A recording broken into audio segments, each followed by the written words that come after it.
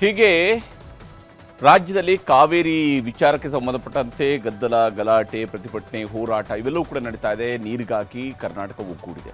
ಇದರ ನಡುವೆ ರಾಜ್ಯ ಸರ್ಕಾರದ ಸಂಪುಟ ವಿಸ್ತರಣೆ ಅಥವಾ ಸಂಪೂರ್ಣ ಸಂಪುಟದ ರಚನೆ ಇದು ಸೋಮವಾರ ನಡೆಯುವಂಥದ್ದು.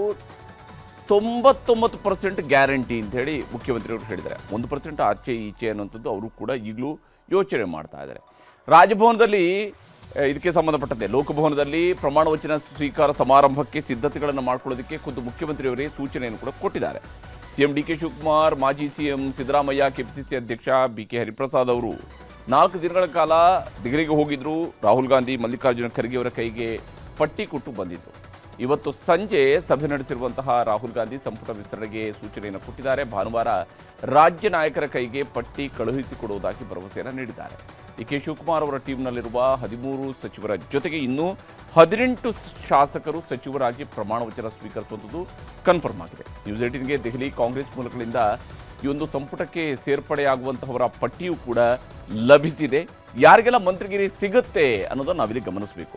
ಬಹಳ ಮುಖ್ಯವಾಗಿ MLC ಆಗಿರುವಂತಹ ಮಾಜಿ ಸಚಿವ ಅಂದರೆ ಹಿಂದೆ ಸಿದ್ದರಾಮಯ್ಯವರ ಸಂಪುಟದಲ್ಲೂ ಕೆಲಸ ಮಾಡಿದಂಥ NS ಬೋಸರಾಜು ಅವರಿಗೆ ಮತ್ತೊಮ್ಮೆ ಮಂತ್ರಿ ಆಗುವಂಥ ಅವಕಾಶ ಸಿಗುವಂಥದ್ದು ಬಹುತೇಕ ಕನ್ಫರ್ಮ್ ಆಗ್ತಾ ಇದೆ.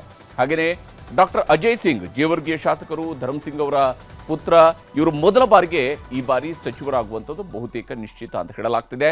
ಬಿ ನಾಗೇಂದ್ರ, ಬಳ್ಳಾರಿ ಗ್ರಾಮಾಂತರದ ಶಾಸಕರು, ಕಳೆದ ಬಾರಿ ಸಚಿವರಾಗಿದ್ದರು, ನಂತರ ರಾಜೀನಾಮೆ ಕೊಡಬೇಕಾಯಿತು ಹಗರಣದ ವಿಚಾರಕ್ಕಾಗಿ. ಈಗ ಮತ್ತೆ ಅವರು ಸಚಿವರಾಗುವಂತಹ ಕಾಲ ಕೂಡಿ ಬಂದಂತೆ ಕಾಣ್ತಾ ಇದೆ.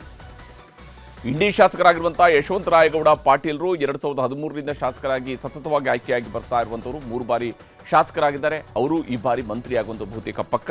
ಲಕ್ಷ್ಮೀ ಹೆಬ್ಬಾಳ್ಕರ್ ಅವರಿಗೆ ಮತ್ತೊಮ್ಮೆ ಅವಕಾಶ ಸಿಗಬಹುದು. ಬೆಳಗಾವಿ ಗ್ರಾಮಾಂತರದ ಶಾಸಕಿಗೆ ಲಕ್ಷ್ಮಣ ಸವದಿ, ಅಥಣಿ ಶಾಸಕ ಲಕ್ಷ್ಮಣ ಸವದಿ ಅವರು ಈ ಬಾರಿ ಕಾಂಗ್ರೆಸ್ನಿಂದ ಸಚಿವರಾಗುವಂಥದ್ದು ಬಹುತೇಕ ಗ್ಯಾರಂಟಿ ಅಂತ ಹೇಳಲಾಗಿದೆ. ಇನ್ನು SS ಮಲ್ಲಿಕಾರ್ಜುನ ಇವರು ದಾವಣಗೆರೆ ಉತ್ತರ ಕ್ಷೇತ್ರದ ಶಾಸಕರು, ಸಿದ್ದರಾಮಯ್ಯನವರ ಸಂಪುಟದಲ್ಲೂ ಸಚಿವರಾಗಿದ್ದರು, ಅದರ ಹಿಂದೆಯೂ ಕೂಡ ಸಚಿವರಾಗಿದ್ದರು. ಈಗ ಮತ್ತೆ ಅವರು ಸಚಿವರಾಗುವಂಥ ಬಹುತೇಕ ಕನ್ಫರ್ಮ್ ಆಗ್ತಾ ಇದೆ. MLC ಸಲೀಂ ಅಹಮದ್ ಅವರಿಗೆ ಇದೇ ಮೊದಲ ಬಾರಿಗೆ ಸಚಿವರಾಗುವಂಥ ಅವಕಾಶ ಸಿಗಬಹುದು. ಮತ್ತು ಚಳ್ಳಕೆರೆಯ ಶಾಸಕರಾಗಿರುವಂಥ T ರಘುಮೂರ್ತಿ ಅವರಿಗೂ ಕೂಡ ಇದೇ ಮೊದಲ ಬಾರಿಗೆ ಸಚಿವರಾಗುವಂತಹ ಅವಕಾಶ ದೊರೆಯುವ ಸಾಧ್ಯತೆ ಗೋಚರಿಸ್ತಾ ಇದೆ. ಇನ್ನು ಆನೇಕಲ್ನ ಶಾಸಕರಾಗಿರುವಂತಹ B ಶಿವಣ್ಣ ಮತ್ತೊಮ್ಮೆ ಅಂದರೆ ಇದೇ ಮೊದಲ ಬಾರಿಗೆ B ಶಿವಣ್ಣ ಅವರು ಕೂಡ ಮೊದಲ ಬಾರಿಗೆ ಸಚಿವರಾಗುವಂತಹ ಸಾಧ್ಯತೆ ಇದೆ. AS ಪೊನ್ನಣ್ಣ ಮೊದಲ ಬಾರಿಯ ಶಾಸಕರು.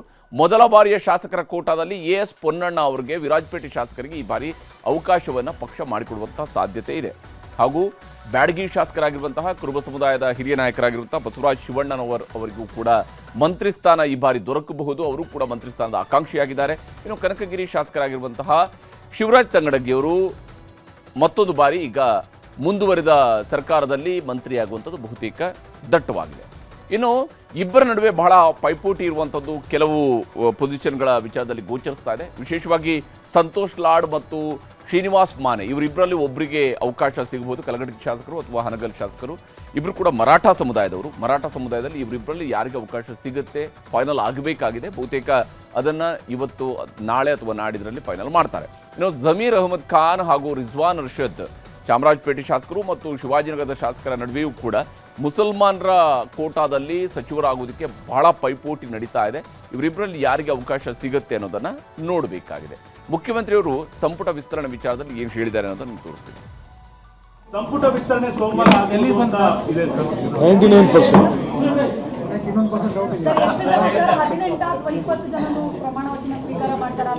ರಾಜಭವನಲ್ಲಿ ಸಿದ್ಧತೆ ಮಾಡ್ಕೊಳಕ್ಕೆ ಹೇಳಿದ್ದೀನಿ.